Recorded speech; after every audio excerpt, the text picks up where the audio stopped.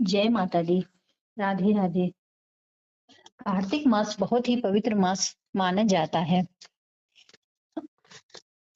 इस मास में कहते हैं पुण्य करने से इसका क्षय नहीं होता है। कार्तिक मास में सुबह 4 बजे उठकर स्नान का महत्व भी बताया जाता है और तुलसी माता की पूजा का भी विशेष महत्व होता है। कहते हैं तुलसी माता में एक दीपक रोज जलाना चाहिए शाम को और उनसे प्रार्थना करनी चाहिए। तो इसी तरह से कार्तिक मास में एक बुढ़िया की कहानी प्रचलित है, तो चलिए जानते हैं उस कहानी को। एक बुढ़िया थी जो कि रोज शाम को तुलसी जी के पास बैठ करके कहती कि चिटकी सी चोंच देना, मटकी सी मौत देना, कृष्ण जी को कांधा देना, मरण को विश्राम देना। इस तरह से बुढ़िया रोज तुलसी माता से प्रार्थना करती और उनसे ये अपने लिए आशीर्वाद मांगती। बुढ़िया रोज शाम को तुलसी माता के पास बैठकर यही इच्छा करती और भगवान से प्रार्थना करती कि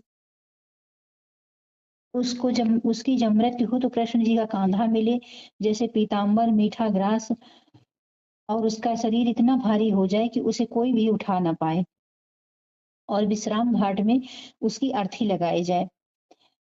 चट तो वो इसलिए ऐसा कहती थी, चटकी सी चोंच देना, मटकी सी मौत देना, कृष्ण जी को कांधा देना, मरण को विश्राम देना। होते करते बुढ़िया एक दिन मर गई।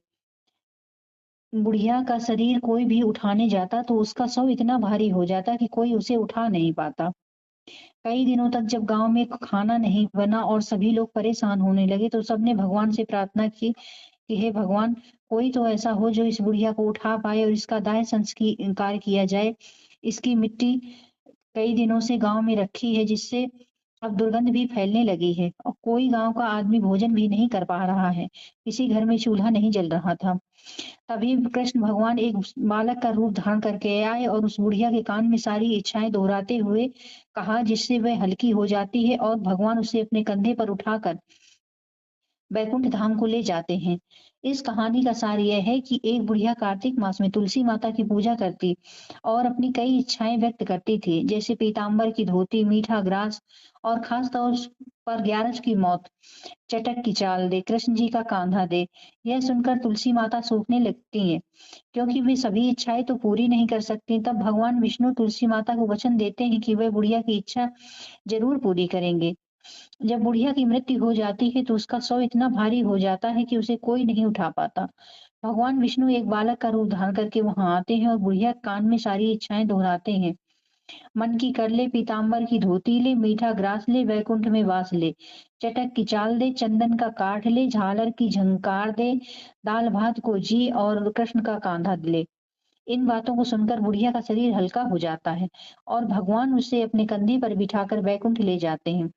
इस कहानी से यह सीख मिलती है कि हमें अपनी इच्छाओं के लिए भक्ति के साथ साथ कर्म भी करने चाहिए। भगवान हर भक्त की इच्छा जरूर पूरी करते हैं, बशर्ते वह सच्चे मन से भक्ति करे। कार्तिक मास में तुलसी का पूजन और कार्तिक स्नान का बहुत महत्व है। जय माता दी। राधे राधे।